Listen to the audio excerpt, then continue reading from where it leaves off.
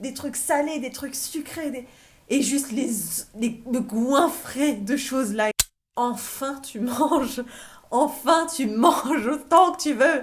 La nourriture, c'est quand même 3 fois par jour. Donc quand t'es en mode obsession et que t'as des problèmes avec la nourriture, t'as quand même des problèmes 3 fois par jour minimum. Ça, ce n'est pas moi qui m'autogère, c'est mon corps et ses besoins qui s'autogèrent. Aujourd'hui, on se retrouve dans une nouvelle vidéo pour parler de régime.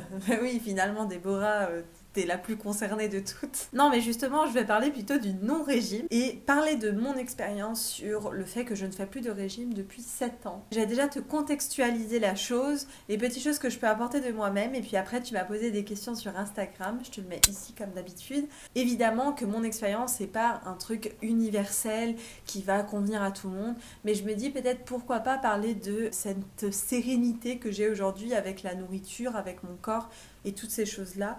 Je me dis que peut-être ça peut donner de l'espoir, je sais pas. Je pense que j'ai commencé à peu près à l'âge de 8 ans. Alors pas des régimes rééquilibrage alimentaire, non, des régimes très stricts. Parce que comme tu le sais, j'ai fait du sport-études gym et en fait le poids c'est très important dans la gym. D'ailleurs je tiens à te renvoyer vers la vidéo que j'avais faite sur le sexisme, la grossophobie et l'islamophobie dans le sport de haut niveau. En tout cas mes expériences et ce que j'ai pu voir dans ce domaine-là. Là ça me fait penser que j'y ai rêvé cette nuit, tiens. J'ai rêvé de ça, mon Dieu. Évidemment Déborah tu vas faire des régimes. T'es pas assez mince, t'es pas assez maigre. Je sais pas. Et j'ai commencé à faire des régimes de 8 ans jusqu'à 14 ans, quasi tout le temps en fait. J'ai l'impression que dans ma préadolescence, j'étais tout le temps en régime. Un petit déjeuner comme un yaourt, je déteste les yaourts d'ailleurs, un yaourt avec un fruit. À midi, il y avait genre un tout petit peu de viande avec un tout petit peu de légumes, je crois. Et le soir, donc quand je dis le soir, il faut recontextualiser, c'était le soir après 5 ou 7 heures de gym. J'étais bien dépensé quand même, hein. Ben, une pomme ou 2 tranches de jambon. Est-ce que c'était bon pour ma santé? Je parle pas rien que du régime, je parle même de ce qu'on me demandait de manger pendant mes régimes. Là, je te redirige vers le documentaire What the Health, qui est disponible sur Netflix et peut-être sur YouTube, je te le mettrai en barre d'infos. Bon, en tout cas, avec du recul, j'ai compris que c'était loin d'être sain. D'ailleurs, au bout de 4 jours, je suis presque tombée dans les pommes, hein. Voilà. C'était aussi pas que sain dans mon rapport à mon corps, en fait, à écouter mon corps.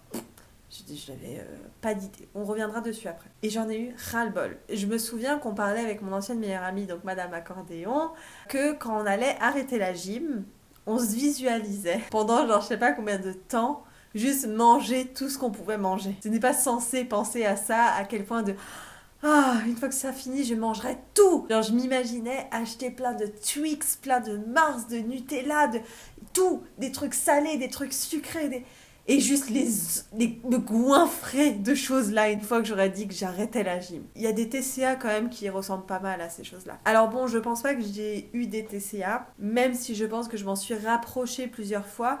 Heureusement, j'ai eu très rarement ce truc de manger par émotion. Je l'ai eu à un moment, c'était notamment lors de grandes émotions, par exemple à une rupture, à de la violence, ou des violences familiales, des trucs comme ça, où là je me disais, oh là j'ai envie de manger beaucoup, beaucoup. Mais je pense que ce n'était pas que émotionnel, parce que dans la réalité des choses, vu que je pleurais beaucoup, j'étais réellement fatiguée. Genre j'avais vraiment un truc de mon corps, si je lui donnais pas à manger, j'allais tomber dans les pommes, tu vois. Parce que vraiment je me vidais. Donc je pense qu'il y avait une part d'émotion, mais il y avait aussi une part de, il y a un moment, il faut te nourrir, tu vois, d'elle. Mais je m'en suis rendu compte très vite, et si maintenant ça m'arrive dans des situations où j'ai un peu de peine de manger, je le fais quand même en toute conscience, et j'arrive vraiment à faire la part des choses entre est-ce que c'est émotionnel ou est-ce que c'est juste parce que sinon je vais tomber dans les pommes. Non, je pense pas que j'ai eu des TCA, mais bon, on m'a quand même donné un environnement assez propice au TCA, j'ai l'impression. Merci. On arrive du coup en troisième, enfin en seconde, et j'arrête les régimes. J'ai fini la gym, j'arrête les régimes. Pendant 2 ans, j'ai quasi pas fait de sport et j'ai repris du poids. En termes de kilos, j'ai dû prendre comme 3 kilos, donc c'est rien. Mais en termes de muscles et gras, il y a la tendance qui s'est quand même pas mal inversée, quoi. C'est-à-dire que je faisais avant 56 kilos pour 1m54 où j'étais clairement musclore. C'est-à-dire qu'en l'espace de 3 ans en arrêtant la gym, par exemple, j'ai perdu 20 cm de tour d'épaule, juste en ne faisant rien. Donc niveau fonte musculaire, il y a eu quand même pas mal de choses qui s'est transformé un peu en gras, plus 3 kilos de gras, en sachant que le muscle pèse plus lourd que le gras. J'ai été pendant ces 2 ans dans un laisser-aller, au point où en fait je ne voulais même pas prêter attention à ce corps. Je me disais, enfin tu manges, enfin tu manges autant que tu veux. Et après ces 2 ans-là, je dirais un peu plus de 2 ans quand même, on va dire 2 ans et demi. Après je suis devenue végane, donc j'ai commencé à avoir un nouveau rapport à la nourriture qui était plus je mange et je fais une bonne action en même temps. Mais en plus de ça, vu que je suis passée dans le véganisme et que je m'y connaissais pas du tout, j'ai commencé à avoir un truc soit hyper sain ou soit hyper débile, j'en sais rien. Ça s'est vite inversé, hein, ça a duré peut-être un mois. Parce que je m'y connaissais pas quoi. C'est-à-dire qu'il y a eu un changement radical dans ma façon de manger et je faisais plus attention à ce que je mangeais. Je ne faisais pas attention aux quantités par exemple. Et je faisais déjà attention à qu'est-ce qu'il y a dans mon assiette. Est-ce que je suis en train de me goinfrer ou est-ce que je suis en train d'apprécier ce qu'il y a, de manger parce que ah ça peut être bien, ah ça c'est une bonne action. Ah. Tu vois, donc c'était déjà un nouveau rapport. Il y a un problème dans mes dates là. Ah non, non, non, non, je me suis trompée.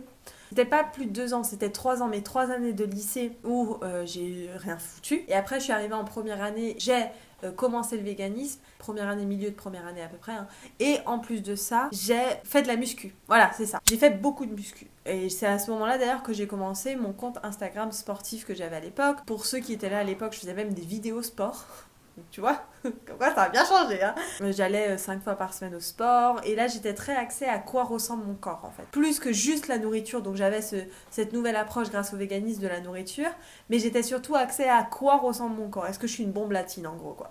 Je sais pas si c'est le truc le plus simple parce que t'es pas vraiment connecté à ton corps. Même si évidemment le fait de faire du sport ça t'aide à te reconnecter mais ça te reconnecte pas forcément pendant ton alimentation quoi. Un peu plus d'1 an et demi plus tard, j'ai commencé à faire confiance à mon corps.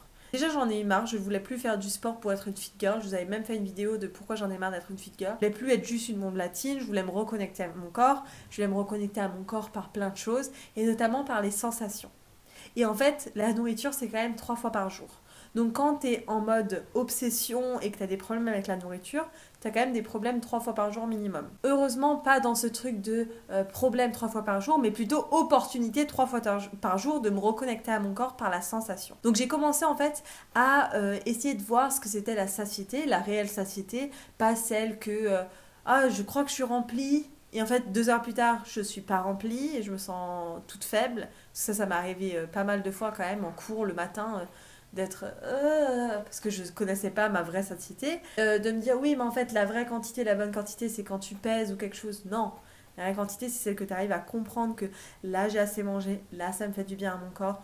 Ah, le fast food, j'arrive à sentir les méfaits du fast food, j'arrive à sentir les bienfaits d'une alimentation saine. Donc tout était vraiment dans la reconnexion avec mon corps. Donc c'est un truc que j'alimente quand même pas mal. Ah, petit jeu de mots. Je le fais assez naturellement maintenant. C'est-à-dire que je peux par exemple savoir combien je pèse sans me peser ou en tout cas faire une approximation, savoir si je suis en plus ou moins bonne santé à cause de ma nourriture ou non, savoir aussi mes limites, à quel point je peux manger trop ou à quel point je peux manger pas assez. Toutes ces choses-là, ça me paraît naturel même. J'ai eu un petit dérèglement, c'est quand je suis arrivée au Portugal et que j'ai rencontré la mère de mon copain qui le week-end me faisait des choses véganes si bonnes que je me goinfrais. Mais encore une fois, vu que je connais ma limite, je me suis vite dit oula, là Déborah, là tu passes dans le après quoi, tu passes dans le je mange trop et pas en t'écoutant. Juste parce que c'est bon. Donc bon, après le corps il a quand même une certaine mémoire, donc c'était pas si dur que ça de réapprendre. J'ai dû quand même repasser par ce truc là. A contrario, tu vois, par exemple, je vois mon copain, c'est moi extérieurement qui ai dû lui dire non mais attends, mais t'as encore faim ou pas? Est-ce que t'es en train de te goinfrer? Pourquoi tu le fais? Tu vas lui poser les questions qui, lui, ne savait pas forcément ses limites. C'est pas forcément naturel et c'est normal. Je tiens à te rassurer sur le fait que c'est un apprentissage. Un régime t'apporte peut-être le fait d'être tonique, le fait d'être svelte, le fait, tu vois, d'avoir le corps que tu veux idéal, le fait de peut-être te sentir en confiance avec ton corps, mais t'apporte pas une réelle connexion à ton corps, une réelle sensation à ton corps. Et j'ai même envie d'aller plus loin. En fait, quand tu as cette connexion à ton corps et cette sensation à ton corps, tu arrives dans le point où tu as confiance en ton corps de 2 manières différentes. La première, c'est que la confiance en soi, tout simplement, parce que tu te sens bien intérieurement, donc il n'y a pas de raison que tu te sentes mal extérieurement et que le regard des gens t'importe autant. Mais il y a aussi ce truc de confiance en son corps. C'est-à-dire que je sais qu'aujourd'hui, je peux m'appuyer sur lui pour qu'il me donne les alarmes de mes limites, pour qu'il me donne, tu vois, la satiété, le fait que tu manges trop, ou pas assez, tu tu vois, qui me donne les alarmes. En fait, je fais confiance totalement à mon corps. Je sais qu'il est là pour m'aider, qu'il est assez intelligent, qu'on est assez connecté, qu'on communique bien entre nous. Est-ce que tu as ça avec un régime? Je suis pas sûre. Peut-être qu'il faut aussi travailler sur les deux plans, hein. J'en sais rien, peut-être que tu as besoin d'un rééquilibrage alimentaire, si tu en as besoin, ben fais-le. Mais je pense qu'en parallèle, c'est très bien de parler quand même des émotions par rapport à la nourriture et de la sensation. Moi, c'est surtout ce truc de sensation, là. De prendre un temps quand tu manges et de te demander « Ok, j'en suis où là ?» J'aimerais que tu me dises en commentaire si toi, tu as déjà fait des régimes et si peut-être même t'en fais un en ce moment même. On va passer aux questions Insta tout de suite. Comment t'autogères-tu? La seule façon où je m'autogère, c'est écouter ce que mon corps a envie et lui apporter. Ce n'est pas moi qui m'autogère, c'est mon corps et ses besoins qui s'autogèrent. Fais-tu du sport? Alors actuellement, je fais juste du yoga de temps en temps le matin. Des fois, je marche, enfin, en tout cas, j'essaye. Je fais surtout du sport pour me sentir bien, en fait. Des étirements, des choses comme ça. Par contre, plus tard, j'aimerais beaucoup commencer la pole dance ou la danse, tout simplement. Est-ce que c'est difficile pour tout de contrôler ta faim naturelle? Est-ce que c'est difficile pour tout de contrôler ta... Ah! C'est bon.